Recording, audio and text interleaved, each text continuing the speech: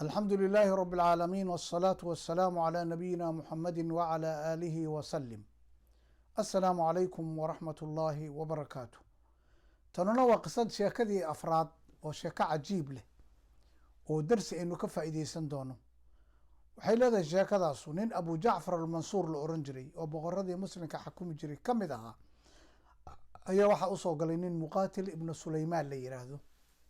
وتابعية مقاتل ابن سليمان نينكاسو آدي عالم وأها علماء الإسلام ككمدها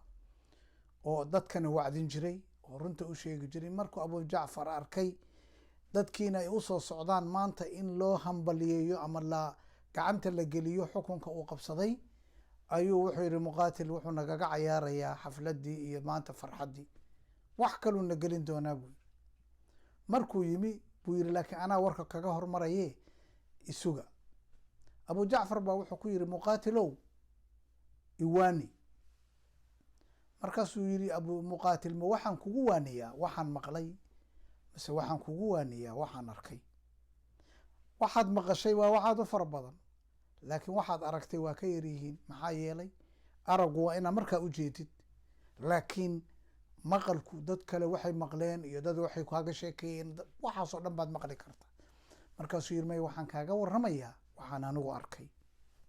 oon indhaha saaray haddii wax ka dhiman ma leh markaasuu yidhi haye wuxuu yidhi cumar ibn cabdilcaziiz oo amiirulmu'miniin ahaa oo la yihahdo khamis alkhulafaa araashidiin afarta khaliifo ninka lagu shaneeyo ka mid ahaa magaciisa cumar cabdilcaziiz la oran jiray ama wiintiina ka mid ahaa ayaa waxaa la yidhi wuxuu ka dhintay 11 wiil wuxuuna ka dhintay lacag 18 دينار 5 دينار qabri baa loogu gaday waa lagu kafnay 4 دينارna qabri baa loogu gaday maxaa soo hara 4 iyo 9 دينار oo soo helay baa waxa loo qaybiyay 11 wiil hadii ogow inayan waxba ka tarayn hatta diinaar ma dhama waxaan kaloo arkay buu yiri Hasham ibn Abdul Malik nin la yiraahdo oo ah boqoradii kamid ahaa muslimiinta وحسونا وحو كدنتي 11 ويل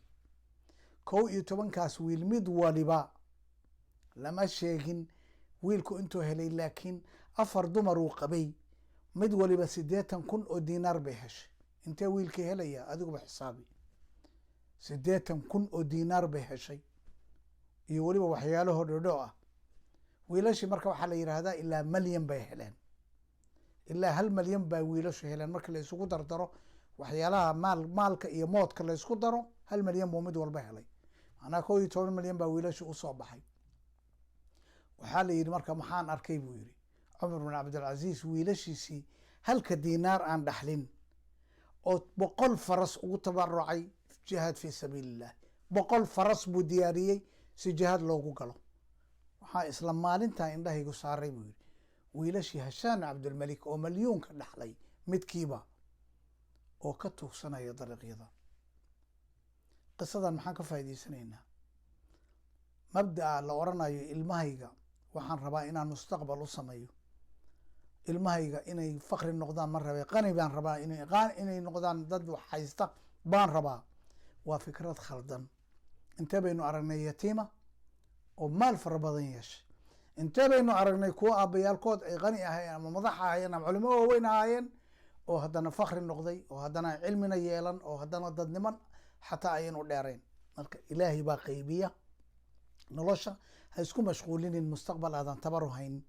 waa fiican tahay in awlaadaada wax uga tagtid laakiin mustaqbalkoodan aminaya oon sugaya say u noqdaan aqniya taas mid adiga kuu taalla maaha watilka alayaamu nudaawiluhaa bayna annaasi baa yiri ilaahay subxaanahu watacaala intaas ayaan kusoo kobaya wallahu subxaanahu watacaala aclam